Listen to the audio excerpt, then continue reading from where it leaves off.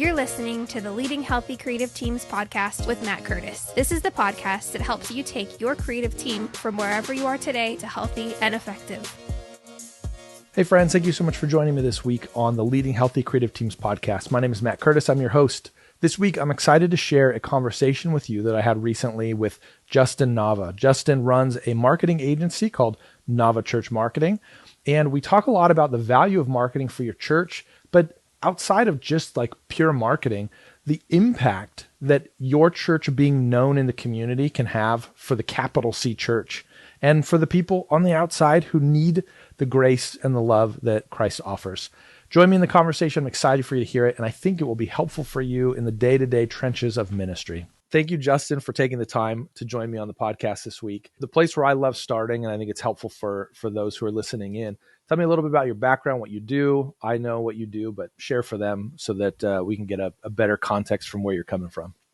Hey, Matt. Well, I appreciate the opportunity to be here and be a part of this and share something that's going to help your folks in a way that's going to get us fired up for 2023 and absolutely make a difference and make an impact for our community. My name is Justin Nava. If you haven't heard of me, that's my fault. I take full responsibility for that. I'm glad that we're getting to meet each other now. I run Nava Church Marketing, where we help churches become better known. My personal mission is to see in my lifetime 1 million churches become the cornerstone of their community. We absolutely worldwide have 1 million churches, over 1 million churches in the world, but they aren't well known. Some of them politically because they can't be well known. But in the places where we can, especially in America, everyone should know the church. I like to say like they know Walmart. We all know where the local Walmart is. We all know when it's open, and we all know what to expect when we get there. I believe that in your community, there are certain people in your neighborhood, your neighbors, that need to know where your church is, when you're open, and what to expect when they go there. And I'm not even talking about like what to expect when they enter your building. I'm talking about what to expect when they engage with your church. What can they expect when they find you online, when they see your people, the actual church out in the community? What can they expect? And that's what I'd love to see happen to the church in America primarily. That's my primary focus. I can't be global. I will have a team that will run the global stuff. But for right now, we're just America focused. And that's what I really want to see. So if this is the first time seeing me or hearing me, I'm so glad that you're here. Buckle up. I'm excited to share some of the stuff we're going to talk about today. I love it because serving in the church for a long time on staff, the energy leaves over time. You know, the momentum begins to leave because you feel like you keep fighting all these battles and you keep not winning them, or leadership isn't interested in the new innovative thing, or the old not as innovative thing, or they come to you with a thing that was 3 things ago and says, hey, maybe this is innovative. There's an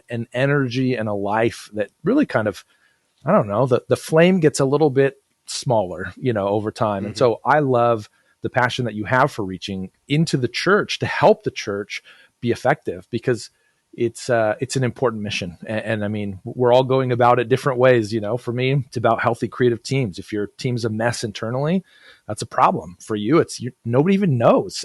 So in some senses, doesn't matter if you have a healthy or unhealthy team, because nobody even knows who you are in the first place. I love hearing that passion, because that is the thing that really should motivate each of us to wake up in the morning, is to move forward the mission of the gospel, to take one step toward fulfillment of the Great Commission. And then what are each of us doing? How do we each have a role in it? Whether that be an individual, was I rude to the waiter or the waitress? You know, like those little things, all the way up to nobody even knows my church exists. So tell me a little bit about that. Your mission is to help churches be the cornerstone of their community and to be known.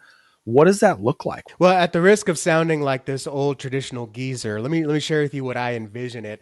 I envision it looking like America about 50 or 60 years ago, as it is described to me now through rose-colored glasses. Now, people that are old enough will tell me, Justin, it was never really like that. But I like to imagine that it was like that, where people would tell me, my grandparents would tell me, you know, back in the day, driveways were empty on Sunday morning. All the cars were at the local church. Stores were shut down on Sundays. You were lucky if maybe the grocery store opened at 1 or 2 o'clock. I mean, there was nowhere you could eat for breakfast. And I'm not saying that's a good thing, right? I love 24/7 convenience and retail and service culture. I love that. I'm not saying we should shut all that stuff down. What I'm saying is that picture of, I know Sunday morning is blocked. That is our worship time. That is our gathering time. That is our fellowship time, because that is important. We used to be that the church was the place, the meeting place and gathering place of community efforts, right? So many civil rights protests and gatherings were at churches. So many community gatherings were at churches. In fact, not only that, if you go back in American history, the school system, the public school system as we know it today, was inspired by churches. Sunday school wasn't a place to go learn the Bible. Sunday school was a place to go learn to read. And the curriculum or the book that you were reading to learn was the Bible, because no one was teaching kids how to read. Kids were going into the factories and working from a young age, and they were becoming illiterate for their entire lives. And someone said, the church needs to step up and teach our young folks how to read. And so that's why they had Sunday school, because again, factories were closed on Sunday. Bring your kids to church with you, but we'll take them aside and we'll teach them how to read. And what parents didn't want that? The church, throughout American history and even global history, the church was answering needs in the community. Somewhere around the 60s, 70s, because or in spite of the Jesus Revolution, if you want to call that, we relegated ourselves. I believe a lot in personal responsibility. I'm not going to say culture relegated the church. I think we relegated ourselves. We said, you know what? We don't need to go into your everyday life now. We'll just be here on Sundays if you want it. And because of that, it became, well, Sundays, if we want it, let's go ahead and keep our stores open on Sunday. So if they're not at church, which they're probably not going to be, they can come to our stores. They can come to our restaurants. When I was a kid, there were no kids sports or extracurriculars on Sundays or even Wednesday nights in Texas. Now they're every day, right? You got weekend ball, travel ball, Wednesday night activities, right? Marching band staying late on Wednesday nights now because kids just aren't going to church anymore. So their parents don't care if we keep them late on Wednesdays. And so we've allowed that. The church has allowed ourselves to be relegated and to become, well, we're here if you need me, little squeaky voice kid. I don't want to bother you, but just in case, life-saving message if you want it, if that's cool. Now, I'm not saying to go all zealous and like go ransack stores and shut them down on Sunday so we can all go to church. So you got nothing better to do but come to us. No, I'm not saying do that, but that's how I kind of imagine it. So looking back, that's kind of what I've heard. And like I said, I realize it's rose-colored glasses, but let me believe that for a minute. What I imagine it is now on a more micro level, I imagine my neighbor across the street who has 8 kids and she's like just going crazy. Her husband's working 2 jobs. And she's just like, I have no one that I can vent to. I have no one that understands what I'm going through. I'm having depression. I'm having anxiety. I have kids that are hell raisers, maybe even not literally my neighbors. My neighbors are great. But, I need some support.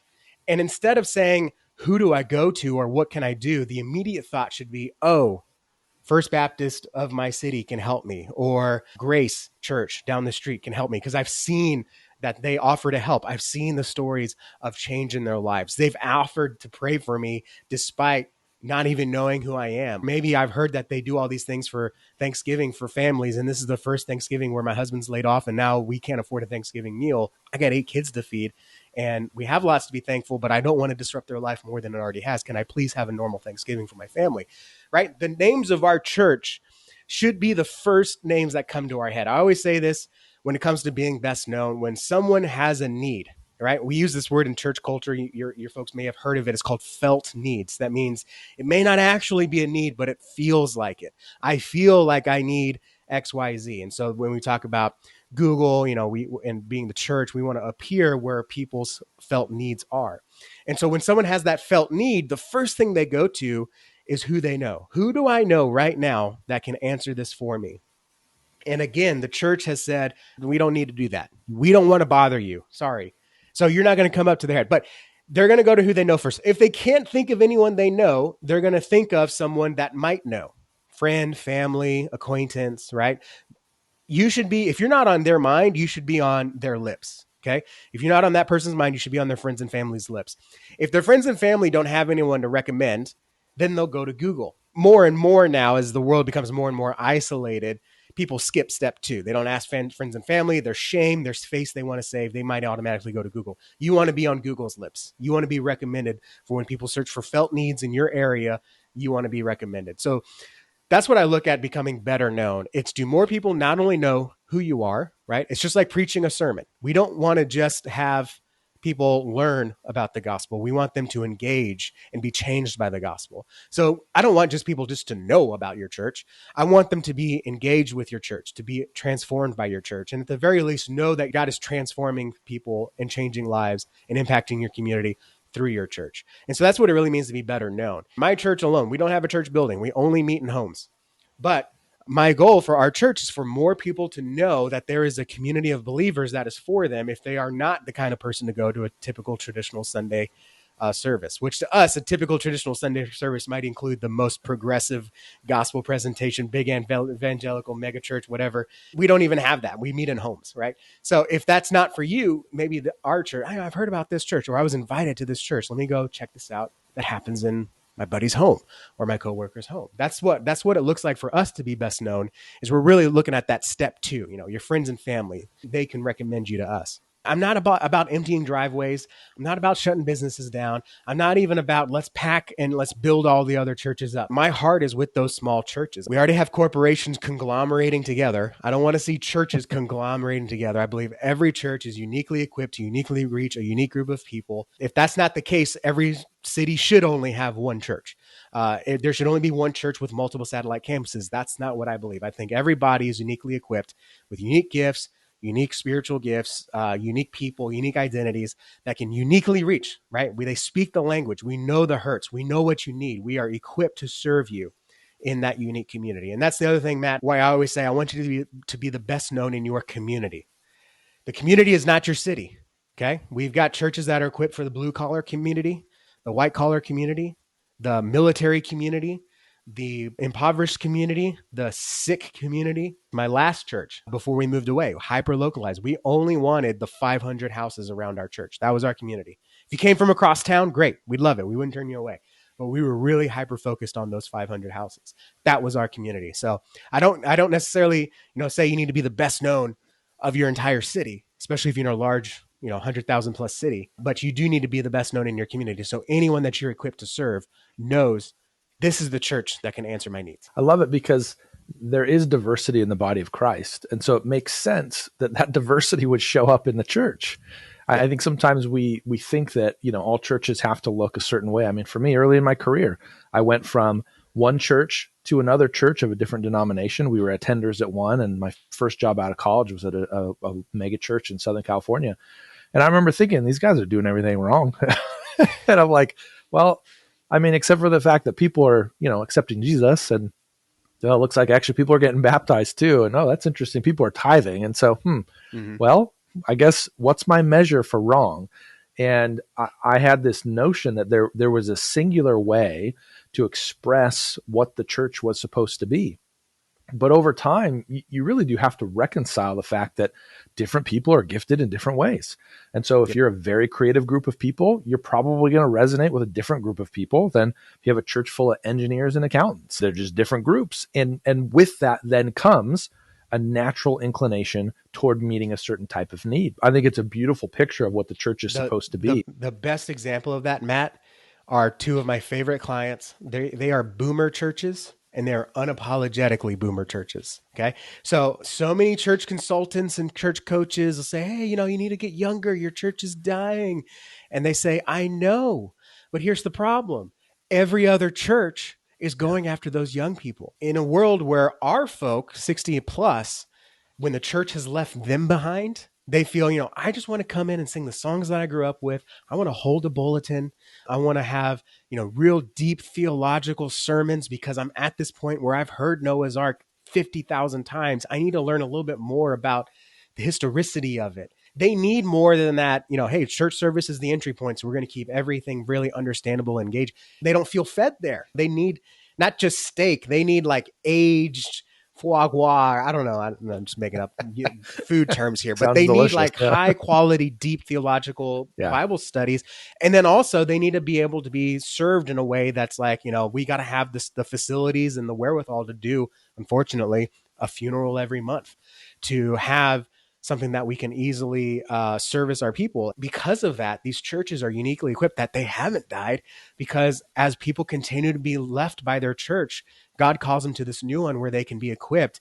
And it's not just, hey, here's a sermon on marriage and parenting. And it's like, bro, I've been married, I've been divorced, I've been remarried. My kids have left. Now I have grandkids. So their sermons are how to be the best disciple maker you can as a grandparent. What does that look like? The sermons are tailored for them. The ministries are tailored for them. The resources are tailored for them. They know who they are, and they're doing everything wrong by today's church planting and church growth standards.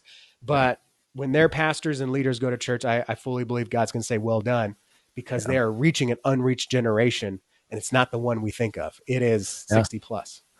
Yeah, In fact, no, it's great. I often run when I do work for them, I run it by my dad because I'm like, just to make sure, does this resonate with you? And he's like, I wish I was there so I could go to that church. That's what So he good. tells me. You've got to know who you are so you can communicate that. I hear these things and I think, yes, this aligns with what I would, as I read God's word, this is what I see. I see this idea. I don't necessarily see it when I go to church. I feel like every church is looking past their congregation to the neighboring church to see if they can implement something that they're doing. We're constantly missing the group of people that God has brought to us to shepherd, to care for, to lead, to equip. Sometimes I think that's fine. Look and innovate and develop a new approach and understand people differently and better. But I think we are often stepping over a group of people, or even we're stepping over our own giftedness. We're ignoring it and leaving it on the table to say we should be something that we're not. What does this look like practically for a church? What does it look like for them to get to the point where they can identify, I guess, or even embrace,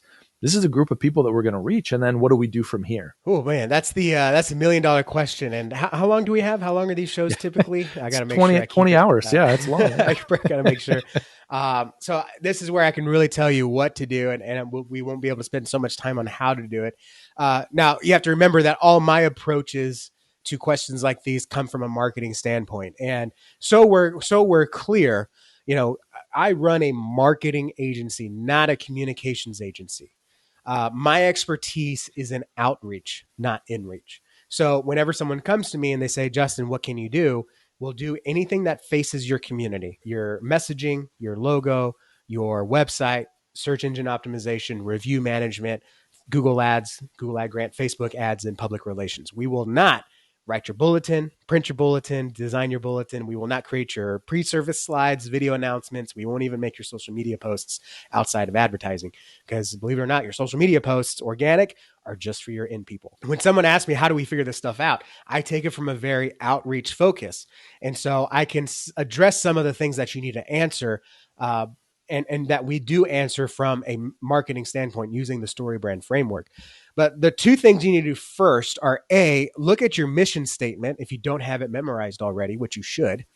Everyone in your church leadership should have the mission of the church memorized because that is why the church exists. If you are doing anything outside of your mission statement, then it is a waste of time. It is a waste of resources, and you are you are not being the steward of your resources that you should. It is fantastic to feed the hungry and clothe the naked.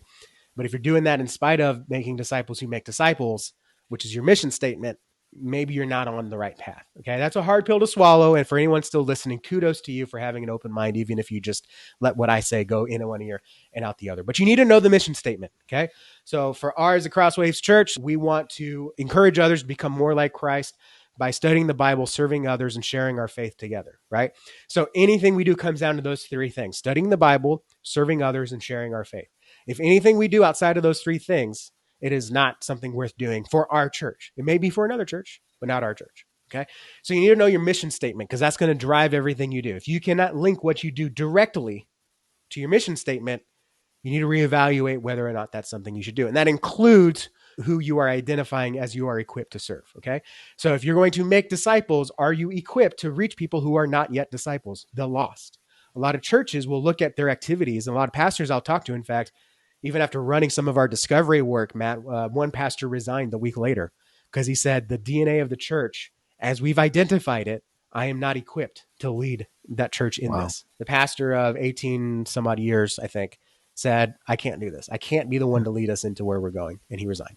It was a good thing for the church. You need to know your mission. And then you need to look at your own equippings, right? So this is where I say, like, I know what you need to do. I don't really have the steps to do that. You need to look at who do we have right now? Who are we equipped to serve right now? If you have a lot of parents, we're doing something here to communicate with the family groups. If you have a lot of blue collar workers, we're doing something here that's really resonating for the people that are just struggling to get by, that just need a little hope in their life. So look at what those gifts are. Do you have gifts of healing? Do you have gifts of teaching? Do you have gifts of prophesying? Do you have gifts of hospitality, right? Like, obviously, being a part of a church that you only meet in home, our people need to have the gift of hospitality.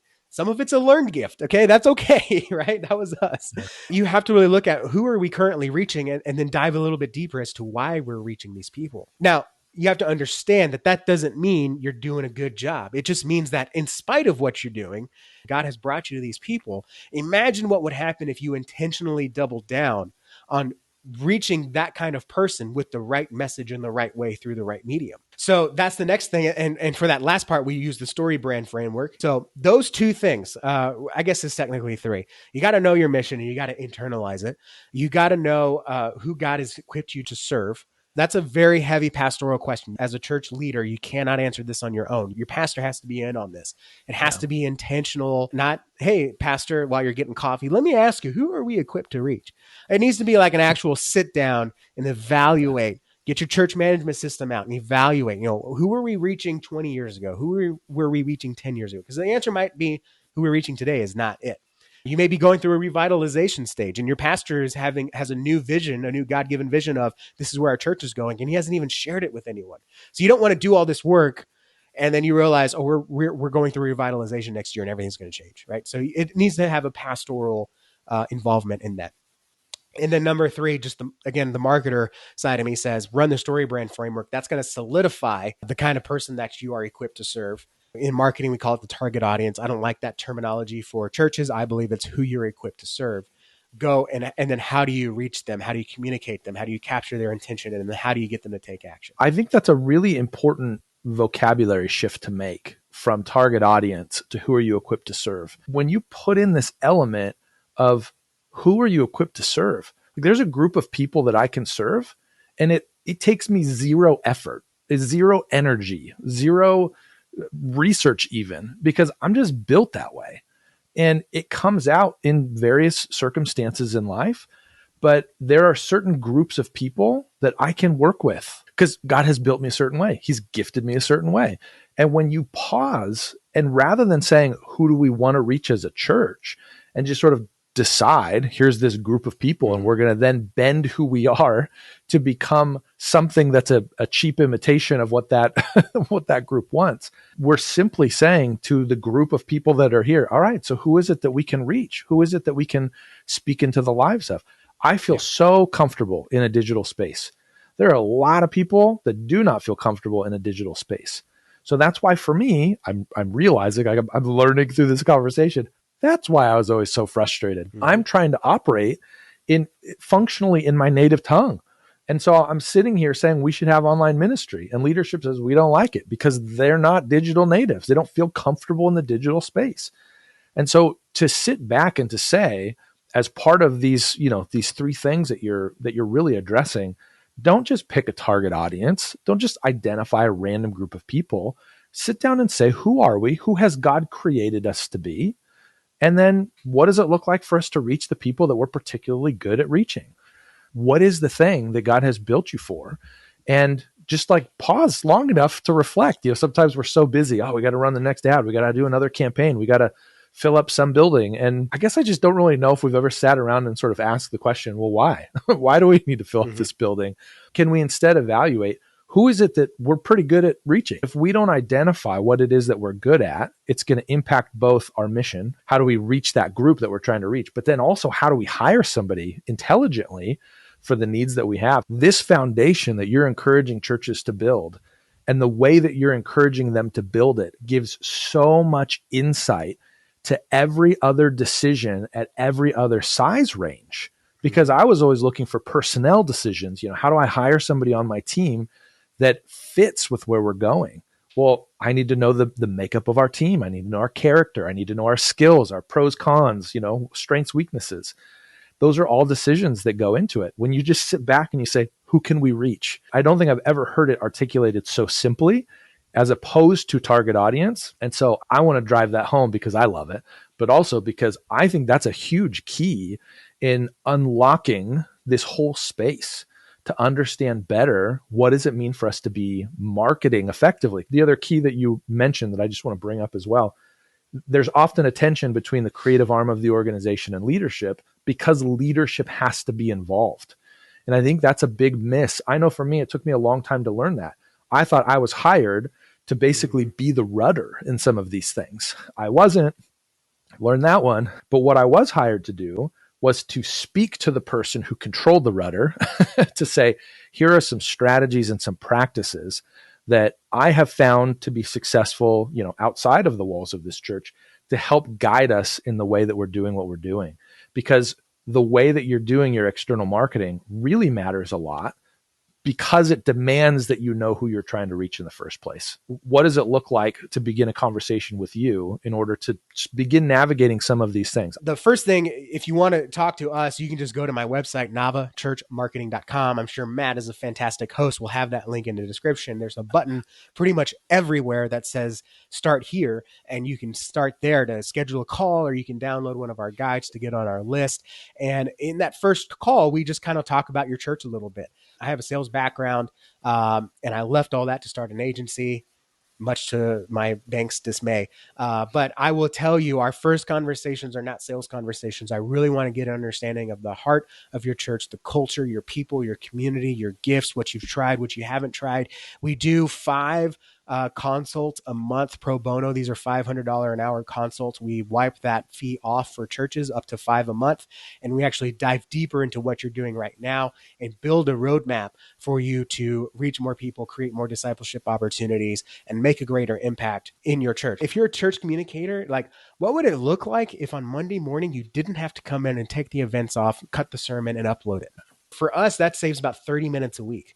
What would it look like if I didn't have to go into Facebook to create a campaign and then figure out the 5 different errors that come up and then figure out why the Google ad grant isn't spending money? Instead of doing that, what if you had someone do it for you? And all you had to do was make sure that your website was live, your Facebook was receiving messages, and your pastor was getting the text to give people callbacks. What could you do, right? All those pet projects. I'd love to set up TVs in the foyer, right? But you don't have time, because you're figuring out Facebook ads, because you're trying to get press releases out there, and they get rejected because you don't know how to write a press release. And then now you got to go figure out how to do this. And all of a sudden you're buying a $300 course that doesn't have any information in it. It's just a guy talking ahead and telling you to buy his $3,000 course, right? Mm-hmm. We've all been there. It's the same story for every church communicator. So imagine if you didn't have to do that, and all you had to do was come in the morning. You get an email every Tuesday from us that says, here's what we've done. Here's what we're going to do. At the end of every month, you get a report that says this many people called your church. This many people asked for directions. This many people hit your website. This is your top page, your second top page. Here's your bounce rate. Here's how we can improve that. Here's what we've done this month. Here's what we want to do next month.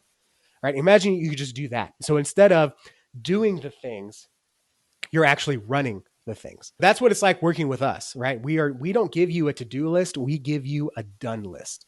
I think too many people in church have too many things on their to-do list. So what I do is I take that to-do list and I turn it into a done list. So give me a call, 832-861-7654. We actually pick up the phone, by the way, if you're a phone person. Too many agencies and software companies out there don't even have a phone number. We have a phone number. It's publicly available. You can call us anytime. We'll learn about your church. We'll develop this roadmap if we have the free consults available. And if and only if you say, Justin, what would it look like for you to do this for us? That's when we actually put on our sales hat and say, all right, let's talk turkey.